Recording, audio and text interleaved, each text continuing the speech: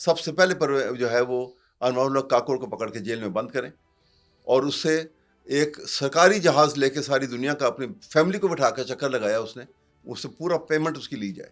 عمران خان کے پیریڈ میں 2021 کا اسٹیٹمنٹ کا ریکارڈ آپ اب بھی چیک کر لیجئے، پاکستان کی ہسٹری کا سب سے زیادہ پاکستان کے پاس فارن ایکسچینج اگر تھا ریزرو، وہ $28 بلین اس کے دور میں تھا۔ ٹھیک، پاکستان کی ایکسپورٹ ہائیسٹ 2021 میں $37 بلین تھی۔ لیکن میں آپ کو بتاتا ہوں کہ Anwar ullah Kakar caretaker prime minister بنے۔ بالکل آپ کو پتا ہے کیئر ٹیکر پرائم منسٹر کا ڈیفائن اتھارٹی ہے اس کے پاس، بالکل، کہ صرف اس نے فیئر ٹرانسپیرنٹ الیکشن کروانے ہیں، نتھنگ بیانڈ دیٹ۔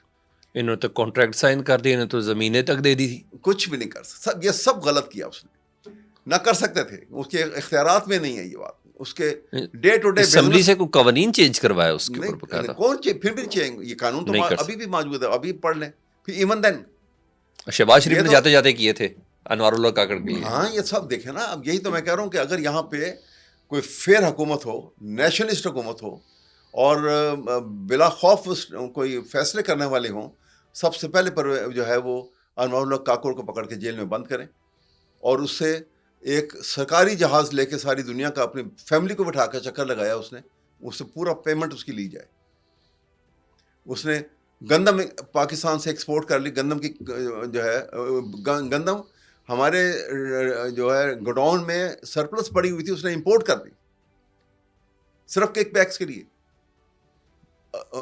اربوں روپے وہاں پہ ادھر ادھر کر گیا وہ۔ سر فائن انف آپ کا یہ مطالبہ، لیکن یہ تو اس وقت ہو نا جب قانون اس کی عمل داری، یہی میں کہہ رہا ہوں قانون پہ کوڈ پیکنگ ہو گئی 26ویں ترمیم کے تحت۔ آپ سمجھتے ہیں کہ اب ہماری جوڈیشری میں یہ سخت ہے نہیں ہے، وہ تو اسی لیے ختم کیا، اسی لیے سب سے پہلے جوڈیشری ختم کیا۔ لیکن میں اس بات سے آنے پہلے میں تھوڑا سا آپ کو بتاؤں، اس طرح اس نے ایک دم ون مارننگ سڈنلی اعلان کر دیا کہ سارے افغان مہاجرین جو ہیں وہ یہاں سے نکال کے ان کو واپس بھیج دیا جائے، واپس بھیج جائے۔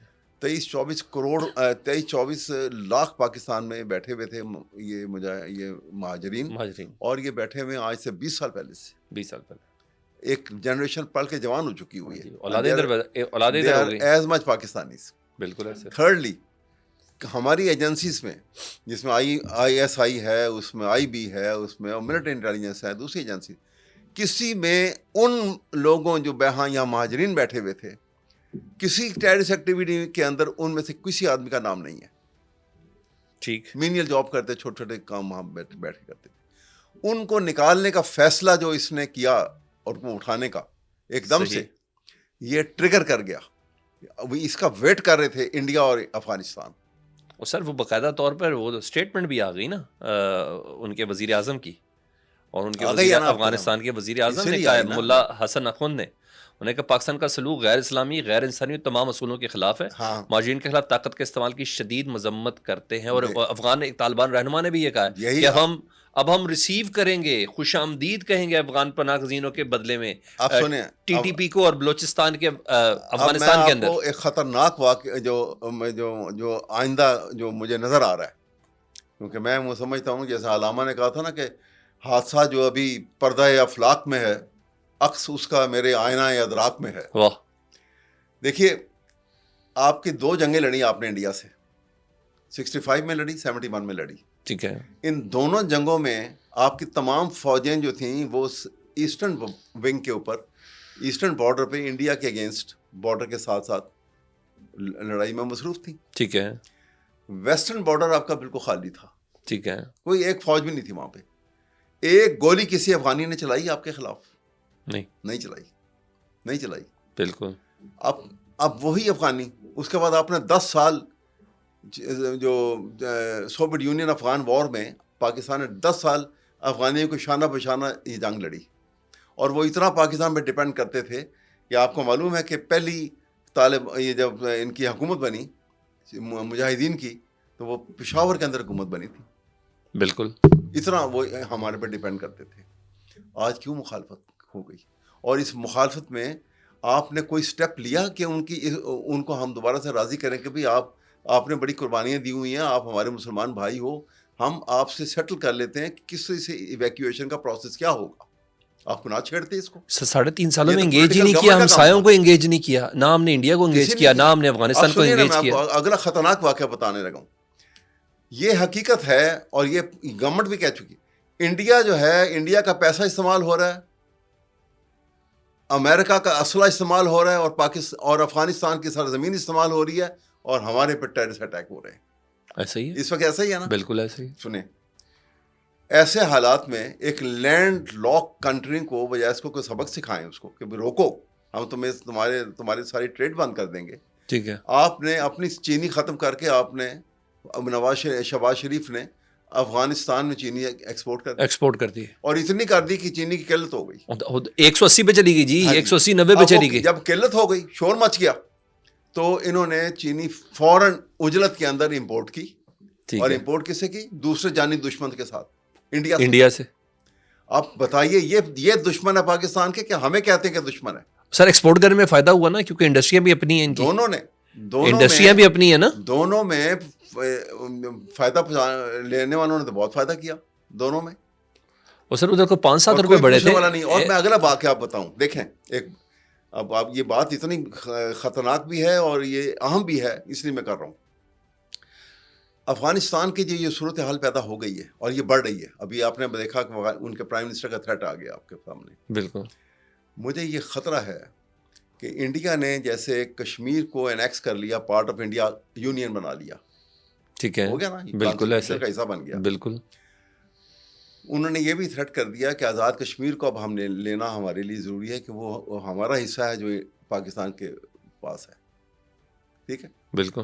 وہ اگر سپٹمبر اکتوبر میں, جو جس وقت مانسون کا سلسلہ ختم ہو جاتا ہے, اکتوبر کے مہینے میں انڈیا اپنی فورسز کو پاکستانی بارڈر پہ لے آتا ہے. میں ایک سچویشن بتا رہا ہوں آپ. ٹھیک ہے. اور آپ کو لا محالہ اپنی تمام فورسز جو ہیں بارڈر کے اوپر لانی ہوں گی اس کو فیس کرنے کے لیے. ٹھیک ہے. تو کہاں آپ, ادھر افغانستان آپ کے پیچھے چھری گھونپنے کو بیٹھا ہوا ہے. جی جی بالکل ایسا ہی. کیا کریں گے آپ؟ دوسرا محاذ کھل گیا نا سر. وہ محاذ اتنا خطرناک ہوگا کہ آپ نہ ادھر لڑ سکیں گے نہ ادھر لڑ سکیں گے. اور ایک میں جاتے جاتے اب چھوٹی سی بات بتاؤں. ایسی ہی صورت میں رسول پاک صلی اللہ علیہ وسلم نے جب ہجرت کی, اور ہجرت کر کے وہ مدینہ پہنچے, اور وہاں اسٹیٹ آف مدینہ انہوں نے بنائی. اور آپ کو پتہ ہے کہ پہلا انٹرنیشنل کووننٹ سائن کیا تھا انہوں نے جیوز کے ساتھ. ٹھیک ہے. جس کو میثاق مدینہ کہتے ہیں. میثاق مدینہ. اور اتنا ایزی, اتنا جوز کی ٹرمز کے اوپر وہ سائن ہوا تھا. بالکل سمجھ نہیں آ رہی تھی اس وقت. حالانکہ اب اس کو جب پڑھے تو سمجھ نہیں آ رہی تھی کہ یہ تو بالکل ان نیچرل سا ہے. ان نیچرل نہیں تھا وہ, میں آپ کو بتا دیتا ہوں وہ وجہ کیا تھی. اس میں لکھا ہوا تھا کہ attack on Muslim Jews will be considered as attack on Muslims. ٹھیک ہے, اس حد تک. بالکل ایسے. لیکن وجہ یہ تھی کہ مدینہ کے نارتھ میں یہودی بیٹھے ہوئے تھے جو مسلمانوں کے خون کے پیاسے تھے. ٹھیک ہے. مدینہ کے ساؤتھ میں کفار مکہ تھے, ٹھیک ہے, مسلمانوں کے خون کے پیاسے تھے. ٹھیک ہے. تو رسول پاک کو یہ خوف تھا کہ اگر یہودی نارتھ کے ساؤتھ کے کفار مکہ یہ مل گئے آپس میں, ٹھیک ہے, کوئی ایگریمنٹ کر کے اکٹھے ہو گئے, دونوں دشمن ہیں, بالکل, تو مسلمانوں کو سینڈوچ کر کے مار سینڈوچ کر دیں گے. بالکل. انہوں نے اس لیے اس طاقت کو توڑنے کے لیے وہ میثاق مدینہ کیا. کیا زبردست پولیٹیکل موو تھی. سنیے ذرا, ہاں بڑا ونڈرفل, کیا بات ہے. میثاق مدینہ کیا, بغیر وقت ضائع کیے انہوں نے جنگ بدر لڑی ساؤتھ میں, اپنی بیک سیف کر لی. بالکل ایسے. دیکھیے, بالکل ایسے. اور جب وہ بعد میں وہ اپنا اس معاہدے کو توڑتے تھے یہودی, تو صلح حدیبیہ ساؤتھ میں انہوں نے کی, اور غزوہ خیبر فیصلہ کن یہودیوں کے خلاف. جی بالکل, آج بھی یاد ہے انہیں. یاد ہے کہ پروٹیسٹ اس پہ ہی ہوتا ہے, اسی پہ ہوتا ہے. بالکل, وہ کبھی بھولے گا نہیں انہیں. تو بنا یہ وہی کیفیت ہے آج, وہی اسرائیل, وہی یہودی انڈیا کا گٹھ جوڑ دیکھیں, اور پاکستان کی بیک کی طرف ایک طاقت دشمن بنا دی ہم نے, اور ادھر بھی ہم نے دشمن بنا دیا. کھڑا ہوا پہلے دشمن انڈیا, ٹھیک ہے, اور ہم تماشا دیکھ رہے ہیں, اور ابھی ہم ادھر ادھر کی باتیں کر رہے ہیں, اور کوئی سمجھ نہیں رہا کہ یہ ہو کیا رہا ہے ہمارے. ٹھیک, یہ خطرناک ترین صورت ہے. سر دوبارہ آتے ہیں ذرا لوکل پالیٹکس پہ.